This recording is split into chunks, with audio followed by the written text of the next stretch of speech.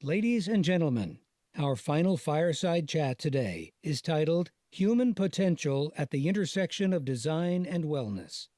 In this session, our guests will explore the next phase in health and wellness and its impact on productivity. Please welcome Dr. Santa J. Ono, President, University of Cincinnati, and Mr. Peter Scialla, Partner and COO, Delos Living, LLC. That's my twin brother. Well, I think you're in for a tremendous treat here. I think the conversation today, this fireside chat, is relevant to every single one of you in this room, and it has to do with wellness, and it has to do with really the most largest part of all of our budgets and the most precious asset, and that is human capital. And as you know, the wellness of the workforce, wherever you are, whether you're in a university or whether you're in a hospital or whether you are in a school or a hotel, is something that has a tremendous budgetary impact. And if you look globally, it's estimated about $1.1 trillion worldwide is actually lost in terms of the effectiveness of the workforce if they're not well. And if you actually just look at two diseases or conditions, depression and also fatigue, it's estimated on an annual basis in the United States alone, $200 billion is actually lost because of those two conditions and loss of effectiveness of the workforce because of those two conditions. And so that's part of the equation. The other part of the equation that's really exciting is that there's going to be a tremendous change in the built environment, whether you're looking at college campuses or hospitals or academic buildings. There's a tremendous renovation that's going on in the next decade or so. And we've talked about that earlier in the Council of Competitiveness. And so to my left, you have Paul Scialla here, who is the founder and CEO of Delos, and he's truly a visionary. If you actually look up what impact he's had, he has over 2 billion impressions on social media, and he was featured on the Clinton Global Initiative network, and what he's doing is truly remarkable. So, Paul, tell us a little bit about your journey to this place and what your company does. Absolutely. Pleasure to be here. As background, I actually spent most of my career on Wall Street, about 18 years, the last decade at Goldman Sachs. Interestingly enough, about 5 years ago, while I was still running interest rate products trading, I saw this word sustainability continue to pop up everywhere in real estate. And everywhere I looked, it was 100% focused on, or almost 100% focused on environmental thought and environmental impact. And don't know why, but just kind of a question popped in my head personally. Well, why are we stopping there? Why not also focus on human or biological sustainability in the built environment? So the great efforts made by the green building movement and the beginnings of thought with regards to the human condition, but really thought there could be an interesting opportunity. Kind of put my Wall Street hat back on for 1 second at that point and said, wait a minute, you've got $150 trillion of real estate on Earth. And health and wellness is a $2 trillion a year annual spend, growing at 20% a year, the fastest growing industry in the world. What would happen if we put these two things together? Got a couple architects and doctors in a room early on. Didn't tell them why they were there. Basically sat them down and said, okay, guys, what types of things could we do to start to introduce preventative medical intentions into the way we design spaces?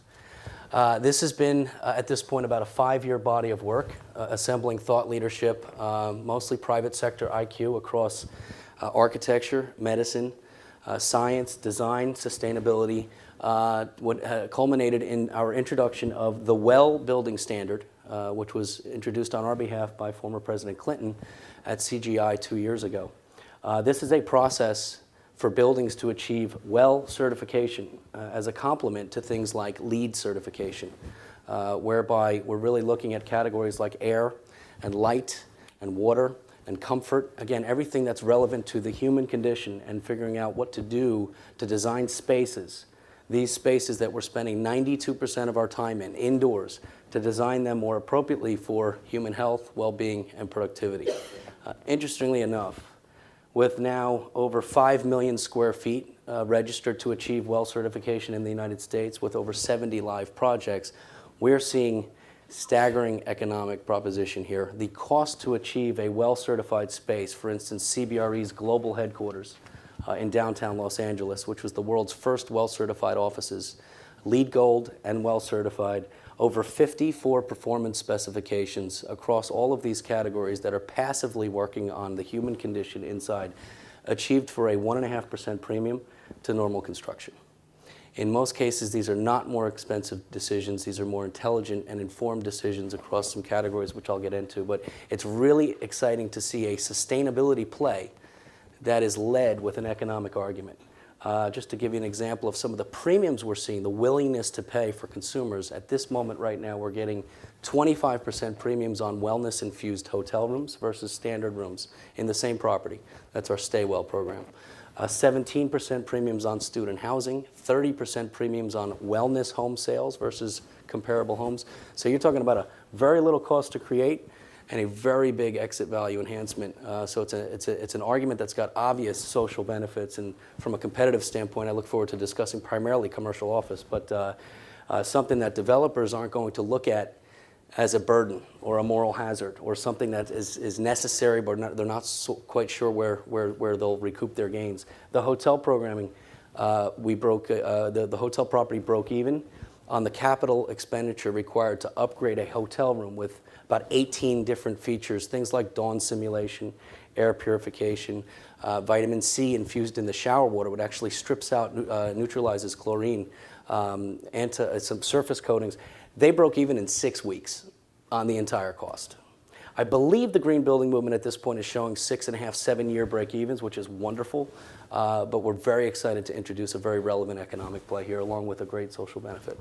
So beyond the savings in terms of workforce productivity, in terms of competitiveness on a national level and even in an individual institution, certainly wellness has an impact on creativity and innovation. You talked a little bit about what's known about how important wellness is in terms of their productivity and their creativity. Absolutely. I mean, when you think of, okay, what would a well-certified office mean for the bottom line of a corporation? What is the ROI argument here? There are certain elements that are abstract when you think of enhanced productivity, collaboration, output, and we'll put those on the numerator, if you will. And then there are cost inputs that you can more accurately identify in terms of reducing absenteeism, enhancing presenteeism, and when you think of healthcare costs and the like, we'll put those in the denominator. It's very interesting to think of what a space could mean when you back up and look at the economics of any building. 5% of the cost of any building is its energy usage, its ongoing energy usage. 86% of the cost of any building are the people inside of it. So again, consider what moving the dial in energy consumption could do for that 5% cost input. That's going to matter. But when you can start to address more output, more productivity, less sick days, more activity and acuity levels when you're at the office, and address that 86% cost input, it's pretty staggering. I'd love to give you one example of one of these elements, and that's lighting. Clearly, with the green building movement to date, looking at things like daylighting and how light is important, our efforts with a lot of our medical partnerships with Cleveland Clinic, Mayo Clinic, Columbia Medical School as examples, we started looking at indoor light and its impact on the human body. You guys may all be familiar with our own circadian rhythm. Okay, so thousands of years ago, before we started building these boxes around ourselves and spending 92% of the time inside, what would happen is the sun would come up, it would be a certain brightness and color and hue, it would cross the sky and set. About 12 years ago, a nerve was discovered in our eye, a circadian optic nerve, would take in light, and that's the only thing that regulates our sleep-wake cycle. What would happen is you would get this very rich blue hue of light in the morning, entering our eye would tell our body to boost cortisol, suppress melatonin. That will give you mental acuity, energy, things for productivity. We're meant to be awake when the sun is up and asleep when the sun is down. As that sun would set, that color would turn to an amber, softer hue, which would trigger cortisol suppression and the beginnings of creating melatonin, which prepares you for sleep. So that's the sun. Indoor light, since the invention of the light bulb, 100 years ago, what we started to realize is we have all been walking around in a constant state of twilight. We are getting way too little light during the day because we're inside. We're not getting that rich blue hue of light, that whitish blue hue of light in the morning and in the afternoon.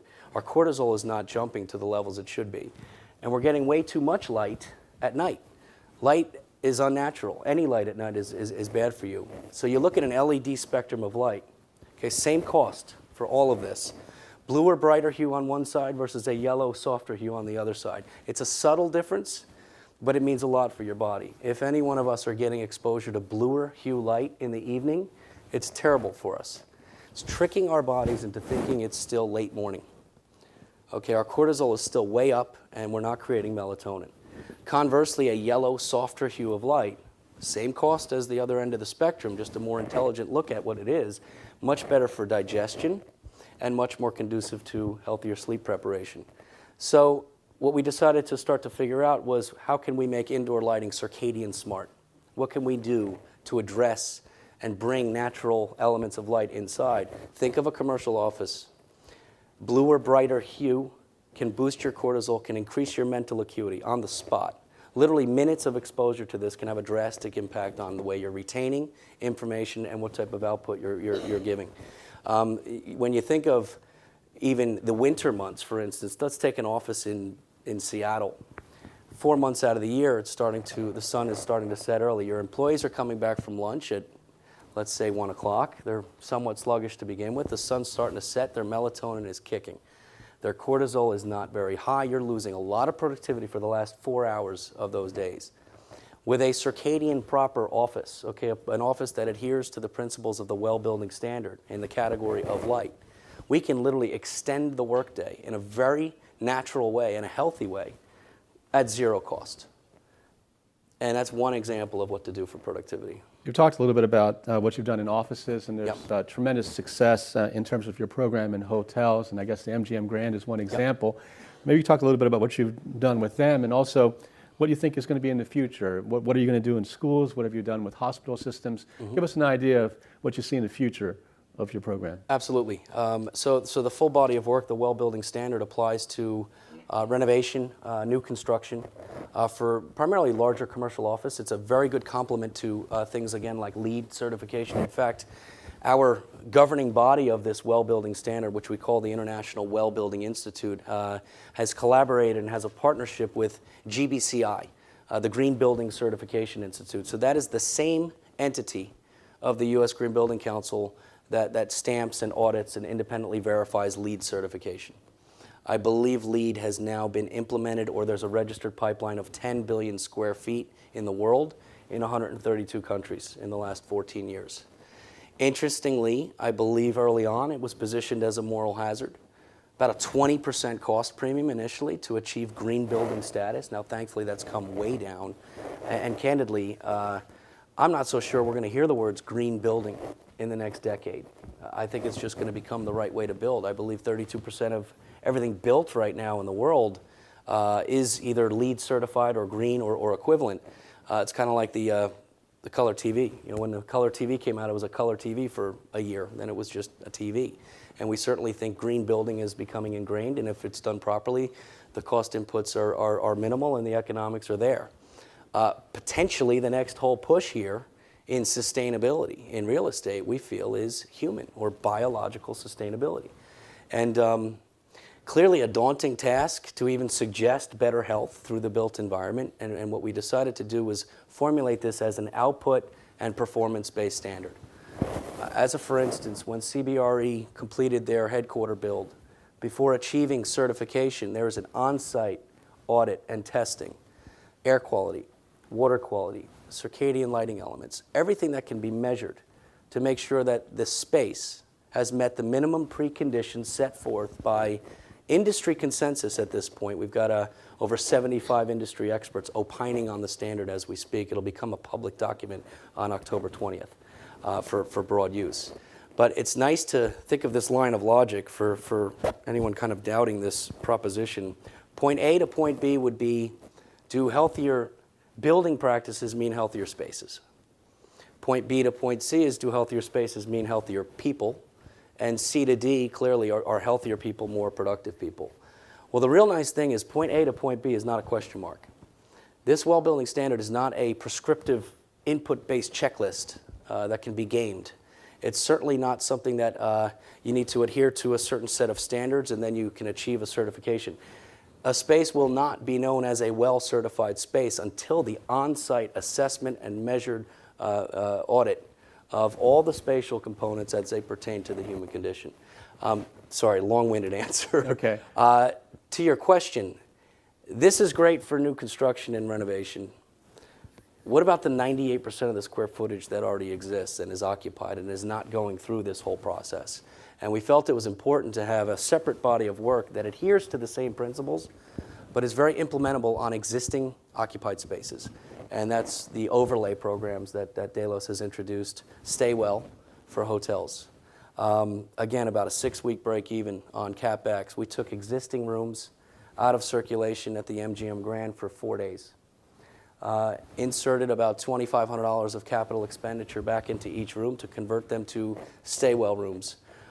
Sold out, $42 lift on a $150 hotel room. So you're talking about a staggering premium from the word go, less than a 2-month break even. We now have almost 2,000 hotel rooms in contract and are looking to penetrate as much as the hospitality industry as possible. Operators love this. It's a lift in ADR, but it's also a brand new category of room. Give us an idea beyond the light. You talked a lot about the wavelength of light and the blue hue and all that. I was excited. I'm an immunologist here. Yes. I'm sure there's some impact on the number of lymphocytes during those individuals. Absolutely. But in terms of beyond light, you talked about air. You talked there's a material component. What you're putting into these rooms. What sorts of things are you doing in these rooms? Yeah, I mean, obviously we've all recognized air purification and water purification, and there's certainly elements that we can contribute to purifying the air, but there's also a lot of attention paid to the materials and the inputs of the mattresses, for instance. You know, we looked at as many mattress companies as we could find. As we've started to run this through our network, we had manufacturers calling us. These foam memory mattresses are great for your spine, but 99% of them off gas. So you're getting great rest, but you're breathing in chemicals all night. So certainly looking at one of the mattresses we use, which is Essentia, is made of tree sap. So it's organic. So the material selection has to do with maintaining the air quality, but also the surface coating that we could apply. A lot of great new science. Surface coating that can be applied once a year, reacts to light, photocatalytically kills germs on the surface. Things like dawn simulation. It's a terrible way to wake up to a loud alarm clock. It's not that expensive to give the option of dawn simulation to a guest or even a renter. What's really exciting, though, is also the content. If a guest checks into a Stay Well room, for instance, the first thing they can do is pull up their jet lag therapy app and say, I just landed from Hong Kong at 4:30 p.m. Within minutes, a prescription comes back through the phone from a doctor at the Cleveland Clinic telling the guest to walk into the bathroom, stand in front of that bluer, richer hue light in the bathroom for 2.5 minutes. Hydrate every 15 minutes after that, and your jet lag should be meaningfully reduced or gone. That's your hotel room talking to you. That's different than square footage, and that's what gets exciting when we can turn real estate into more of an experience that's relevant to people. This is a micro example. I'm actually here with the chairman of the board of the University, Thomas Humes, over there. And in a large research university such as ours, we, on a regular basis, renovate or build new buildings, dormitories, hospital towers. Yeah. And that's the same situation with all of the university presidents here. As we approach these building projects or renovation projects, for example, a new renovation of a dormitory, what advice would you give us, a president and a chairman of the board, in terms of balancing the decision about the cost of renovation, which is a little bit higher, and the ROI of wellness of mind? What process would you recommend? Because this is really a sea change. It's an opportunity. Sure. How would you advise us? Yeah, I think it's a great question. I think when you think of the benefits, it's really twofold. One is just the sheer economics. If folks are willing to pay more for vitamin water versus water, and if millennials have been, for instance, grown up seeing every consumer product out there being infused with some element of wellness or intention, well, why not real estate? Why not the largest asset class there is? So there is an immediate commercial angle, but more importantly and more relevant to this incredible conference is what the impact is. And when you think of the social benefits here of introducing preventative medical intentions in a passive manner, okay, into the very spaces that we're occupying, it's very exciting. You know, a lot of the doctors that we speak with say, look, you know, the biggest challenge is not finding solutions, it's getting people to change their behavior. It's actually getting them to follow the advice. And what we think what we know we have here is you can walk into a well-certified space and you don't have to do a thing, and you're getting healthier. It's a passive delivery of, in CBRE's case, over 54 performance specifications that are constantly and continuously working on the body. So it's great to think of how to influence society without requiring behavioral change. Separately, I think it's, again, on the social play, and we want to bring in education to this. The head of CBRE's global headquarters called us about 2 months after 200 employees moved in. He called me, he said, you know, Paul, the reaction's been outstanding. They've incidentally toured 6,000 people through their offices thus far, and we've got over 40 corporations now signing up to well certify their headquarters, so that's exciting. But think of reach, even in particularly a university setting. When we can take content or knowledge and we can distribute it in a passive manner, but also inform folks on what's happening, and they can take that home with them. The head of the office said, you know, the one thing I didn't understand was how addictive health and well-being are.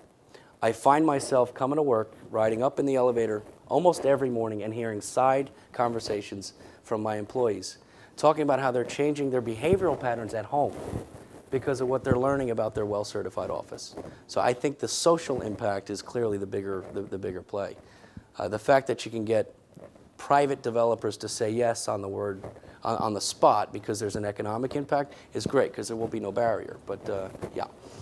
So as you know, I'm at the University of Cincinnati. We're really proud of our design program and our architecture program, and there's a whole generation of new architects and designers coming up through the system. Yep. And they also have to be educated to Yes. think about this important platform and how to consider wellness and everything that they do. How do you actually propose that we introduce this into the curriculum and get them excited about it? Great question, and something we thought about very early as we started to see this demand. At first, Delos started as a real estate developer. Okay, great, let's capture this arbitrage. Let's build wellness-infused homes. I did this to my house. I've got over 40 amenities built into my home, okay? Posture-supportive flooring, circadian rhythm lighting, the energizing light in the morning, which is, it's like 4 cups of coffee. Light is medicine if you use it appropriately. And our first thought was, well, let's develop wellness real estate. And within weeks, we realized, okay, there's no way we'd be able to meet this demand. Let's go for a volume play. Let's open this up to the industry. Let's price it so cheap that it can be scaled. Let's achieve 9 billion square feet in the next 14 years or in the next 10 years, just like the green building movement has achieved. That's a much bigger impact. Sorry, guys. So we need people to understand how to do this. And if you follow the example of, again, the U.S. Green Building Council, who's been a great partner of ours, Rick Fedrizzi, their chairman and CEO, sits on our board, has been giving us great advice on various elements of how to scale. They've got about 200,000 LEED APs, LEED accredited professionals. The well-accredited professional program will be released first quarter of next year. We're in pilot mode now. There's a handful of well-accredited folks, but it's basically a rigorous course to take and understand all the dynamics of the well building standard. This is meant for architects, designers, contractors, engineers. Our thought here is if we can educate the industry and do it at a price point that's effectively zero, because it's going to allow us to scale, then that's exactly what we'd like to do. So we look forward to getting a bunch of your architects into that program. Well, we have some great courses that we might be able to integrate that into the training, actually, the next generation of designers and architects. Super. I'd like to open it up to the audience. Are there any questions that you might have about Delos? I have one. We spoke a lot this morning. We spoke a lot this stranded innovation and not being able to make the linkage between ideas and innovation in the marketplace. And you've described now both an idea and an innovation and a scalable linkage to the marketplace that's just going at an exponential rate. is there any analogy you could give us for other sectors of the economy that we could perhaps apply this to? Interesting question. I think the first thing I'd like to address is how you enable that. In our minds, you have to collaborate. You have to open this up for as many different inputs as possible to achieve that type of scale. Example I just gave, but if we took it back to a small group of people thinking they've got one of the biggest ideas ever, none of whom were doctors or architects or builders. I think recognizing what you don't know is probably one of the most intuitive things. In terms of how to transform this, I guess, pattern, are you asking, into the business model into other sectors and what sectors they may be? That's really an interesting question. I think perhaps related but somewhat different or is the whole technology push. We are getting better and better at this point in terms of measuring the human condition. And I think if we can also take things like Nest and become better and better at measuring the spatial environment, perhaps this isn't a real estate play, and perhaps this formula should be scaled and transferred to technology companies. Something like the Well Standard is a 5-year body of work that really analyzes how any 15 cubic feet around you influence you. How any spatial environment influences any human condition. But we kind of relate this to square footage and certifying buildings. I'd love to see that this business model be scaled whereby, when we're measuring ourselves with Fitbits and we're measuring the air with when we're measuring the air with things like Nest, well, maybe at some point this will talk to this, and rooms will begin to adjust as needed or as accordingly. It's such a great question. I don't know if I completely answered it, but there is a transfer there. Yeah. Go ahead. So how would you rate a room like this? How unhealthy is this room, and what would you do if this was your project? Yeah, I mean, the first thing you need to do is get much more light in here. People are falling asleep right now. They're not. The difference you can make by implementing circadian lighting in here and opening up those shades, or even if you don't open up those shades, just put the circadian lighting in, everyone would feel more awake. Everyone would feel more energized and more engaged. Think of just that one thing and how that could change what amounts to, 75 incredible minds right here. Half of them aren't using that mental capacity because the light is off. You can have the best programming in the world, but the light is wrong, and it costs nothing to change it. So that's the first thing I would do. Go ahead. Over there. Your story about the elevator, when you, a CEO perhaps, Yeah. hearing his employees talk about their excitement and what they were taking home, and you called that passive behavioral change. You probably are already thinking about how do you bridge the gap and look to the future for active change, gyms and buildings, or Absolutely, how does that come yeah. together as the next piece? No, it's a great question. I'm glad you asked it. This whole thing isn't meant to be passive. It's just exciting that a lot of it can be passive. But, once you have that spark and people are interested, okay, maybe everyone or a lot of people learned something here and they're going to think about their circadian rhythm now. And they're probably going to pay attention next time it's 11 o'clock and they're staring at some element of blue light wondering why they can't sleep. That's great. So you've sparked curiosity. Then it's about giving them content and programming and access to be active with that new knowledge and that desire. And, the programming elements, they're everywhere. CBRE can access within a 5-mile radius yoga instructors, folks that can give them nutrition counseling. I think the first thing is just to give people spark to want to strive. And once you've done that, you can get into that more difficult active behavioral change component. Paula, there's actually a time issue here. I just want to, first of all, thank you for being a visionary and sharing your vision for the next generation of sustainability. And I just want to ask you to close with a comment. Everything you've talked about thus far has been 4 walls and a roof. Mm-hmm. Do you envision a time where it'll be even beyond that there'll be a sustainable village or city or something like that? It's interesting. There's a project in Los Angeles right now. It's about 2 million square feet in downtown LA. It's an entire city block. mixed use, commercial office, retail, and a hotel. That will become the first well-certified block in the world. Clearly now you start to think of community development and a well-building standard for communities.